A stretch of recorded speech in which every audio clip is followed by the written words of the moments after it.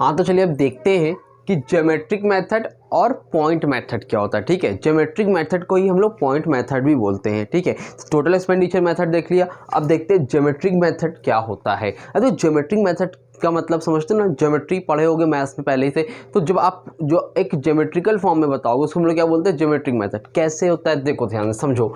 मान लो आपने ये कर्व बना रखा है भाई, एक आपका एक्स एक्सिस है। ठीक है, अभी समझाऊंगा, पहले देखो क्या करना है। एक्स एक्सिस है और वाई एक्सिस है। ठीक है, ये एक्स एक्सिस है, ये वाई एक्सिस है, इसको मान लेते अपना 0। ठीक है, तो अब यहाँ से मान लो एक आपकी लाइन गई हुई है। क्या गई है आपकी, एक लाइन गई है जी सर। ठीक है, अब ये बताओ जो लाइन आपकी गई है तो सबसे नीचे है ये। ठीक है, अभी आपने पढ़ा ना AD = 0, AD = 1, AD <1, AD greater पढ़ा है ना इलास्टिसिटी ऑफ डिमांड में कि कब ज़्यादा होती है कब कम होती है। तो प्राइस इलास्टिसिटी ऑफ डिमांड से देख लिया आपने, कैसे मालूम चलेगा, टोटल एक्सपेंडिचर मेथड से भी देख लिया। ज्योमेट्रिक मेथड में आपको भाई इस तरह से आपने कर्व बना लिया। ठीक है, तो यहाँ पर सबसे नीचे है, सबसे नीचे का मतलब क्या है, ED = 0। माइंड में सेट कर लो, अगर सबसे नीचे है ED = 0, एकदम अगर मान लो मिड पॉइंट यहाँ पर है तो यहाँ पर है मान लो तो ED = 1। ठीक है, अगर मान लो यहाँ पर है तो क्या होगा, ED = इन्फिनाइट। ठीक है, मतलब सबसे ऊपर है ED = इन्फिनाइट, मतलब डिमांड क्या है, बहुत ज़्यादा है। ठीक है, यहाँ पर क्या है, डिमांड इक्वल है, जितना प्राइस उस हिसाब से डिमांड भी है। और तीसरा क्या है, ED = 0, यहाँ पर डिमांड क्या है ही नहीं, डिमांड में चेंज हो ही नहीं रहा है। ठीक है, अगर मान लो ये पॉइंट और ये पॉइंट के बीच में तो यहाँ पर क्या होगा, ED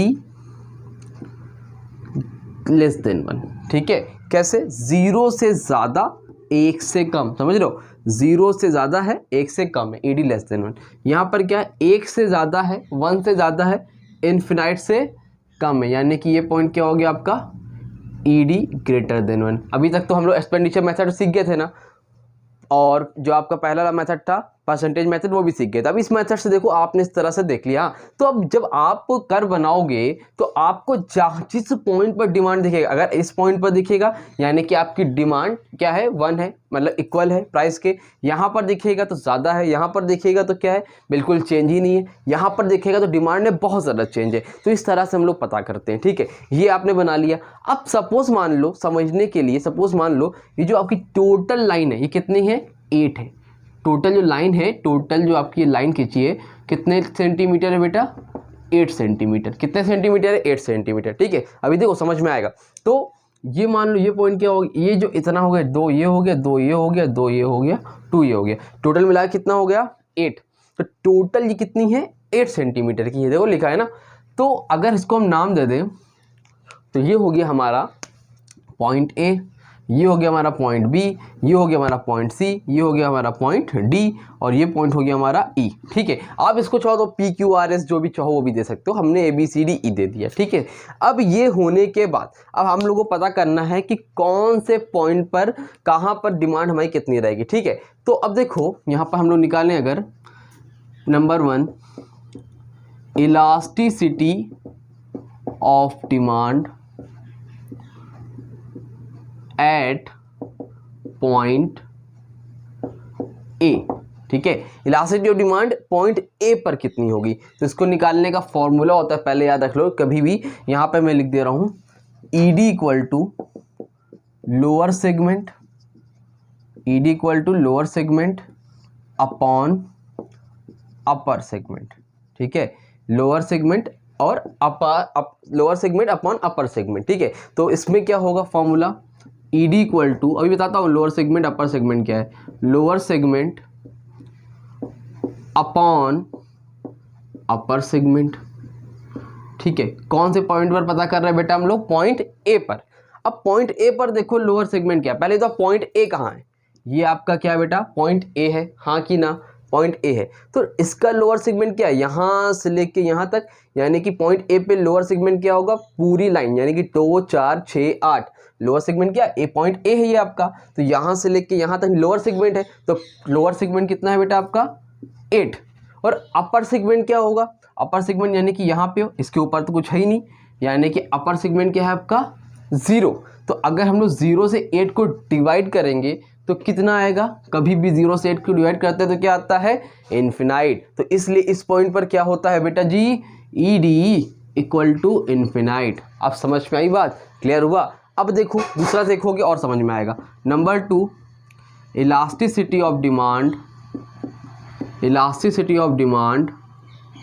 eight point B, elasticity of demand at point B. दूसरा मार्कर कहाँ चला गया, बड़ा लाइट चल रहा है भाई, चलो कोई बात नहीं, देखते रहो, चेंज करता हूँ बाद में, ठीक है। तो elasticity of demand at point B, clear है ना, दिख रहा है ना, चलो ठीक है। तो फॉर्मूला तो आप लोगों को पता ही है, बार बार लिखने का मतलब है, चलो लिख देता हूँ। ED equal to lower segment upon upper segment, ठीक है सर। अब लोअर सेगमेंट क्या है, कौन से पॉइंट बी पर, ये पॉइंट बी है, तो बी से लेके ई है। बुक में आप कैसे लिखा होगा, लोअर सेगमेंट आपका BE है, ठीक है, और अपर सेगमेंट लिखा होगा AB है या वे BA है, ठीक है, इस तरह से भी आपका लिखा होगा। तो ये मैंने लिखा नहीं है, आप चाहो तो ऐसे भी लिख के दिखा सकते हो। BE अपॉन BA है, तो BE कितना है आपका 2 4 6। भाई elasticity demand at point B पे कितना है, पॉइंट बी पे आओ, पॉइंट बी है ये आपका 2 4 6। तो लोअर सेगमेंट कितना है आपका बेटा 6। अपर सेगमेंट कितना है आपकी बात देखो, ऊपर है, यहाँ से लेके यहाँ तक यानी कि 2। अगर हम लोग 2 से 6 को डिवाइड करेंगे तो कितना आएगा, 3 आएगा। और 3 क्या है आपका, मोर देन 1, तो एक से ज़्यादा। इलास्टिसिटी ऑफ डिमांड क्या है, हाई इलास्टिक है, मतलब डिमांड में क्या ज़्यादा चेंज हो रहा है, इलास्टिक डिमांड है ना। तो यहाँ पर क्या होगा आपका ED ग्रेटर देन 1। समझ में आया, क्लियर हुआ। अब थर्ड देखो बेटा, थर्ड पॉइंट पर इलास्टिसिटी, समझ गए ना कैसे करना है, elasticity of demand at point कौन से पॉइंट पे देखना है भाई, अब की बार हम लोग को C पे। तो C पे क्या होगा, देखो अभी 1 आएगा, यहाँ पे 1 है ना, तो देखो ED equal to lower segment upon upper segment, short में लिख दिया, US का मतलब अपर सेगमेंट है, ठीक है, समझ लेना। अब लोअर सेगमेंट कितना है, यहाँ पे देखो, यहाँ से यहाँ यानी कि 2 और 4, तो लोअर सेगमेंट कितना है हमारा 4, ठीक है। और अपर सेगमेंट क्या है हमारा,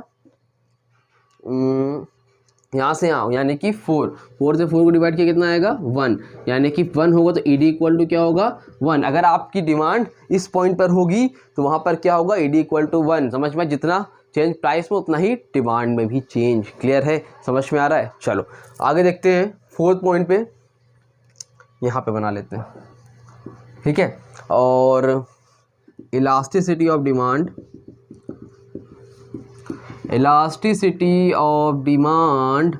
एट पॉइंट, कौन सा पॉइंट, ABCD पॉइंट पे। अब D पॉइंट पे क्या होगा भैया, ED equal to lower segment upon upper segment. Lower segment क्या होता है, तो लोअर सेगमेंट यहाँ पे कितना है D पे 2, ठीक है, डायरेक्ट लिख लो, उसका फॉर्मूला पता हो गया। अपर सेगमेंट क्या है 2 4 6, ठीक है। अब 6 से 2 को डिवाइड करो कितना आएगा, अगर 6 से हम लोग 2 को डिवाइड करेंगे,